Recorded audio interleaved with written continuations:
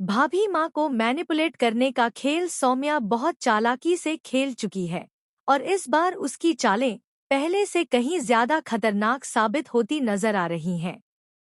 पहला स्वाद के कंपटीशन में जो हुआ उसने पूरे घर को हिलाकर रख दिया है। जहां सभी को पूरा भरोसा था कि इस मुकाबले की विनर मंगल बनेगी, वहीं आखिरी वक्त पर बाजी पलट जाती है और ट्रॉफी सौम्या के हाथ में चली जाती है। यह जीत सिर्फ टैलेंट की नहीं, बल्कि साजिश और दिमागी खेल की जीत होती है।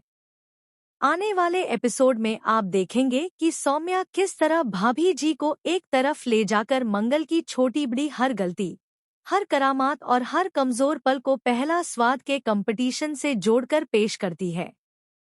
वह इतनी शातिर तरीके से बातें घुमाती है कि सच्चाई झूठ लगने लगती है और झूठ सच्चाई बन जाता है।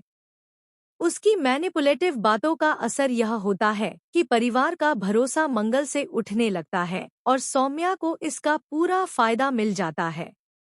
जैसे ही सौम्या के नाम विनर की घोषणा होती है, उसका असली चेहरा सामने आने लगता है।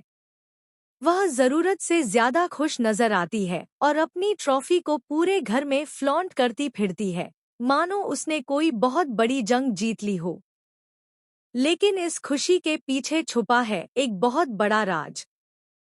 सौम्या इस वक्त प्रेग्नेंट है और घर में ना आदित्य मौजूद है, ना कुसुम और ना ही मंगल। ऐसे में बच्चों और सौम्या की पूरी जिम्मेदारी शांति पर आ जाती है।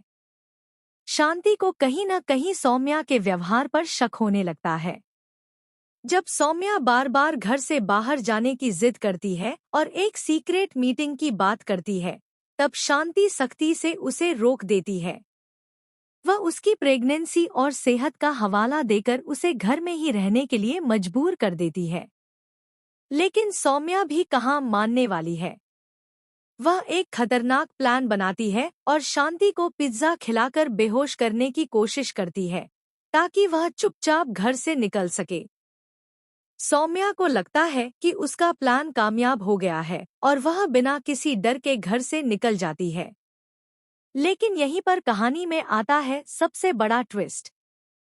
शांति 4 कदम आगे निकल चुकी होती है, क्योंकि उसने जानबूझकर पिज्जा नहीं खाया होता। वह सिर्फ बेहोश होने का नाटक करती है। जैसे ही सौम्या घर से निकलती है, शांति चुपके से उसका पीछा करने लगती है। अब सवाल यह है कि सौम्या आखिर